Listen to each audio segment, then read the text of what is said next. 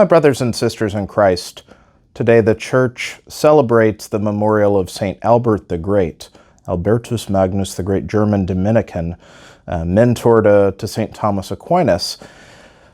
St. Albert was a brilliant theologian, brilliant academic, who spent a time as a bishop, ultimately as a very humble, pious man. He didn't find the life of a bishop suiting and, asked to be relieved of his ministry as a bishop to go do other work. But he was not only a renowned academic and theologian, but not just in terms of theology, in terms of philosophy, of astronomy, the law, of science. He was just a very wise and a very learned man.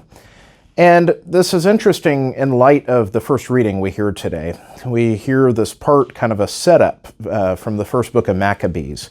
When we hear the setup for the great desolation of Israel, that Judas and Maccabeus and his men will then have this revolt against foreign oppression. But what they most revolt against is the apostasy, they say, of the local people.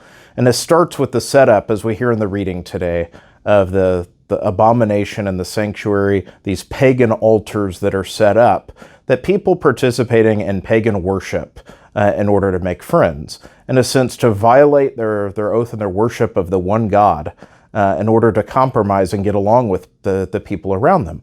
And of course, the people of Israel at this time are well used to being occupied in their territory. It's been a succession of kingdoms coming through.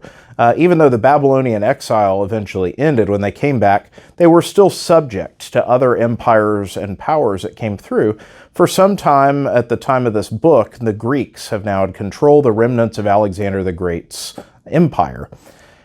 But what we hear is in this tension of the Hellenistic influence, of the Greek way of life coming in, and where it would run up against the ways of the kingdom of Israel, of the Jewish people, there were those that wanted to ease this by making nice with the Greeks. But not just make nice, make our way of life more palatable by accepting theirs. Let's change our way of life to fit theirs more, and we'll get along better.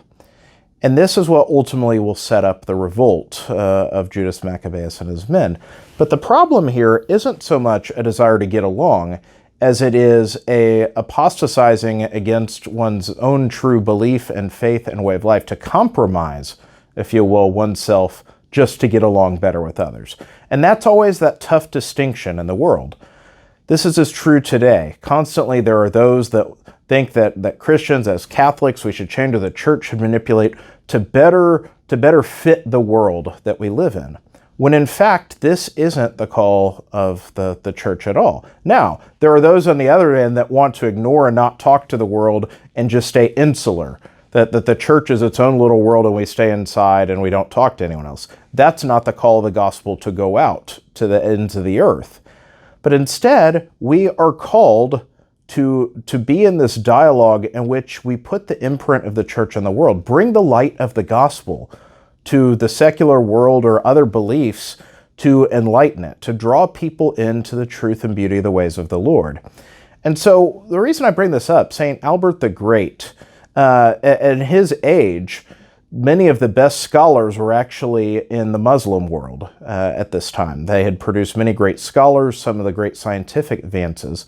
And even some of the great original ancient philosophers from Greece and the like, their writings had been preserved through the hands of the Muslims, that a lot of the libraries and things had gone over. So St. Albert was renowned in that he studied the ways of Aristotle and many of the Muslim scholars to recover these ways of learning. Now, he wasn't a Muslim. He was a very devout Catholic. And yet he dialogued not only with these other parts of the world, but with the sciences. He wanted to know more about the earth, to be able to understand in terms of knowledge, but also to give him a construct by which to know and to talk about God. St. Albert the Great was unrelenting in his Catholic faith. And in fact, he did not yield. That's why I said at the time he didn't even want to have the life of a bishop, because it found him and made him uncomfortable against his pious way of life. And so we are reminded of the importance for us to bear witness of our truth to the world, Because we hear this phrase nowadays of my truth, your truth, our truth. There's one truth. It's objective. It's not ours to define. The truth of God is revealed to us. And so we're called to be moved, to be stirred to greater love by the truth that we have had proclaimed to us, and to go forth and proclaim it to the world. And that means dialogue with people who think differently than us. That means engaging with the world, not hiding from it. And yet, it at the same time does not mean to change ourselves to fit the world. The church is called to transform the world, not the world to transform the church. And so we as individual Christians must be. We must stay true to ourselves, we must stay true to the gospel and true to Jesus Christ. But with great joy, we can go out and share that with others, who even if they don't believe now, will be enriched by their encounter with those who believe. May God bless you all.